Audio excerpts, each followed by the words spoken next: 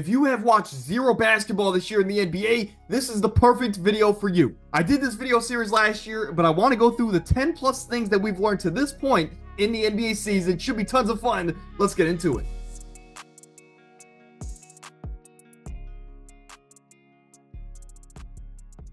At number one, the Cleveland Cavaliers are contenders, and potentially Kenny Atkinson is the coach of the year so far. The Cleveland Cavaliers are 15-0. One of those games, Donovan Mitchell didn't even play. That, of course, was last night. This Cavaliers team with Kenny Atkinson is more so of a free-flowing offense this year. They have new confidence in Darius Garland and Evan Mobley. And by the way, Evan Mobley's taking that next step. Darius Garland, same thing. And we're missing a starter in Max Strus at the moment. I expect this Cavs team to be in the market for maybe a wing defender at the midseason mark, but as of right now, as a Cavs fan, man, they're fun to watch. At number two, Dyson Daniels is the most improved player, but he won't win the award. Why, right? It's because they've ruined this award. They're going to give it to one of these players that were drafted number 2, number 3 in the draft, and they're actually progressing like they should have, being the highly drafted prospect that they were, but they've ruined the award. Back in the day, it used to be these guys like Dyson Daniels who were mid to late lottery picks, if not second round picks, and they, really have an impact on their team.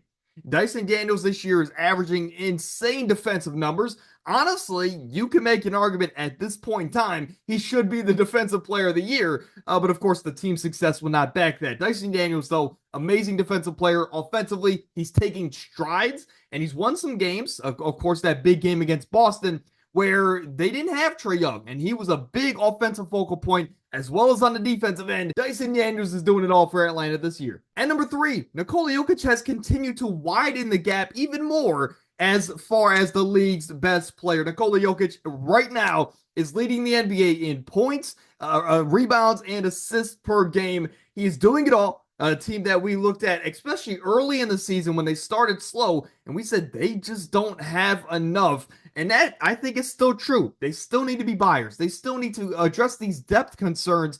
But at the bare minimum, we all know, as long as they have Nikola Jokic, as long as they have this Serbian horse lover, this is a team that's always going to compete because he is by far and away the best player in the world. At number four, Milwaukee, your time is ticking, and more so with Giannis Antetokounmpo. I think this is a guy that is looking at this Bucks team with the coaching concerns, with the depth concerns, with the age concerns, with guys like Brook Lopez and Chris Middleton and even Damian Lillard to that matter.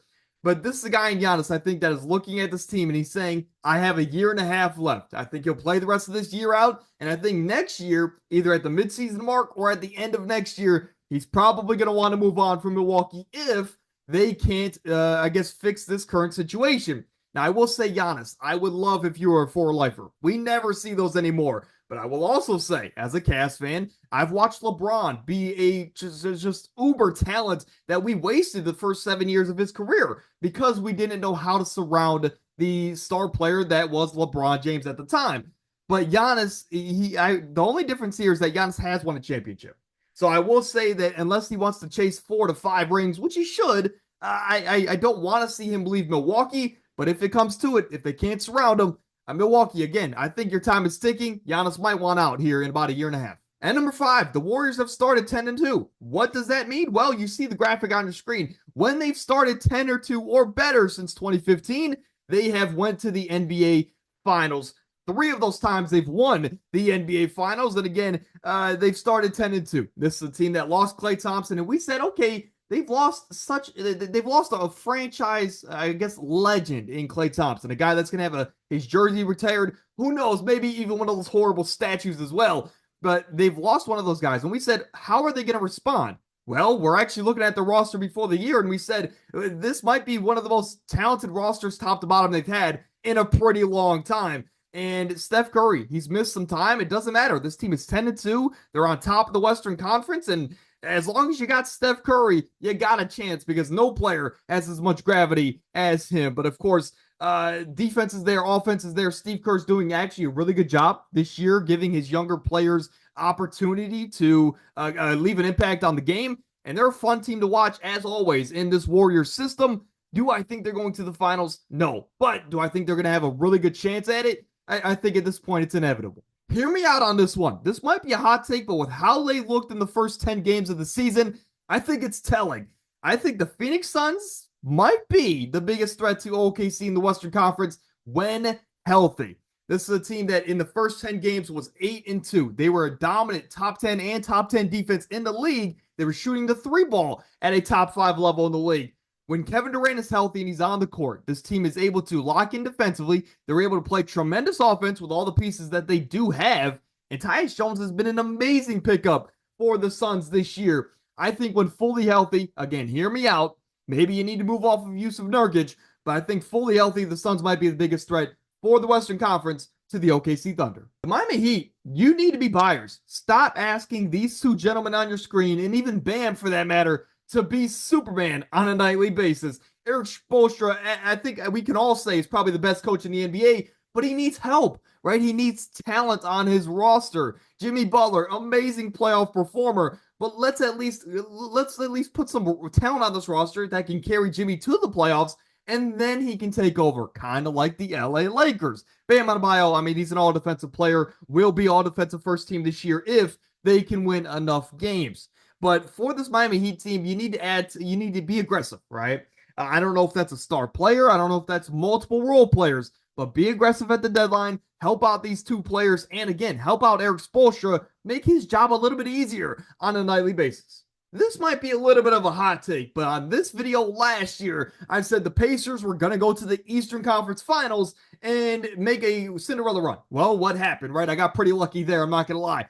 But this year, I don't think it's the Pacers. I don't think they have that same magic as they did from last year. Who is that team this year, though? Who's that young team that likes to get up and down, play defense? They can run, right? Score a lot of points, and they have the young talent to get them over the top. I think that might be the Houston Rockets, man. Ime Udoka has gotten all of these players to buy into the defensive side of the ball. We've seen strides in Jalen Green's defensive impact. Amen Thompson has really taken the next step overall in his game. Sengun just had a triple-double in 25 minutes. This is a team that with the mixture of veterans and young talent, with the great coaching, I think they have a chance to be just a pain in a lot of these contenders here in the playoffs upcoming. And I think this is a team that if injuries happen, right, if the things go their way, they could make a sneaky run. Now, I don't think they can go to the Western Conference Finals, but maybe I think they can, pull off an upset in the first round, make it to the second round of the playoffs. That's something to look out for, but I think they are definitely a sneaky contender here to the playoffs. At number 10, the Knicks, they've started slow, but I think they're going to be just fine. For the New York Knicks fans, don't worry, right? I know you brought in some new faces. Mikal Bridges, well, I guess he's not he's a new face for the Knicks, right? But you bring in Mikal Bridges, you bring in Karl-Anthony Towns, you have some of these pieces that have missed some time throughout the year, like Karl-Anthony Towns. Regardless, I think you need to solve your center depth, and I think when Mitchell Robinson comes back, you're going to have that figured out. But this is a Knicks team that will be fine. I know right now they're kind of in the middle of the Eastern Conference as far as the standings. Their record is below 500. But let me tell you, they have the pieces, they have the coaching, the defense. You have to expect an adjustment period when you bring in multiple bigger names. If you've been following this channel, especially this past offseason, you know how much I love Sabonis and his game on the court. I'm a big Sabonis fan, right? But I will say this. Coming into the year, I said, like I made the argument for the Rockets, I thought that this Kings team could be that team to make a surprising run, be that team that overperforms and make it to the Western Conference Finals. Let me tell you something. With the current roster and how they play on the court, nobody is sacrificing, and they don't have a defensive big, so they're not going to be that team unless they make some changes along the way. But I will say this before I get back into it. De'Aaron Fox, he just had a 60-point performance and a 49-point performance, which is a Kings record throughout a 1 and a 2 game span. So shout out to De'Aaron Fox. He's been setting records and been on a scoring tear the last couple of nights. So shout out to De'Aaron Fox, or Swiper, of course, as we like to say.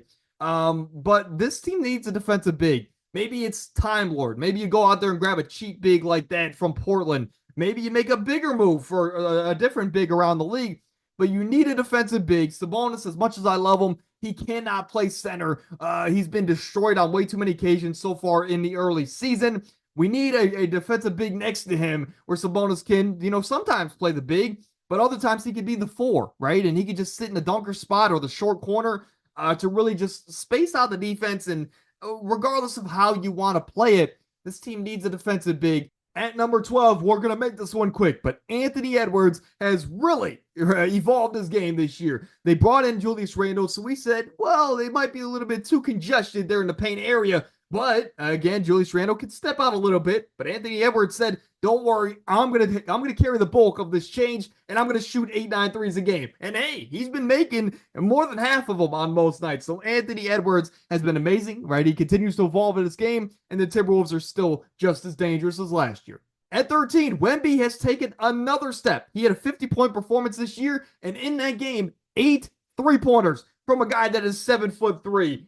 Again, Wemby, we knew he was going to be a generational star. He's called the alien for a reason. His defense is there. His offense is there. It's just a treat. And I think this is the newest player where we really have to cherish every moment that we have before it's too late. At number 14, the Pacers. We talked about them earlier, but I think they need to get out of their own way. Right now, they are struggling as far as carrying over the momentum that they had from last year, and especially that postseason run. They just need to get out of their own way. A lot of mistakes, right? A lot of miscues, a lot of off nights. This is a team that will find their stride like they did last year. They will get back their pace from last year. And this is a team that will be a lot of fun to watch yet again. But as of right now, man, you just need to get out of your own way and start winning games like you did last year. At number 15, the West is going to be fun. And I know this is not a hot take. We already know this. But there's legitimately 10 to 11 teams that I could see making the playoffs. And not only that, but winning at least a first round series. So the West, if everyone's fully healthy, which I hopefully they are, this is going to be a tremendous playoffs here for us in 2024. The last thing that I really want to point out here is that there's going to be a new All-Star game format, not this year, but soon. Again, right? A new All-Star format. And if you don't know, Adam Silver's come out and said that he wants the players to be more competitive. Well, we all know that, but it's going to be a new 4-team system where I think they're going to take all the All-Stars, split them into 4 teams, whether by draft or however they decide, and they're going to have a mini tournament here to decide who can bring home the All-Star prizes. But episode 227, there you go. Again, 16 things we've learned to this point in the NBA season. If I missed anything, please drop it in the comments. Of course, there's a lot of different things that you could point out and say, I kind of wanted to cover the bigger topics. But I mean, hey, if you want to cover something so small, throw it in the comments, man. I'm excited to see what you guys have to bring up to the table to this point in the season. But until tomorrow, again, go enjoy some basketball. If you enjoy, drop a like, subscribe to the channel, and I'll see you guys tomorrow.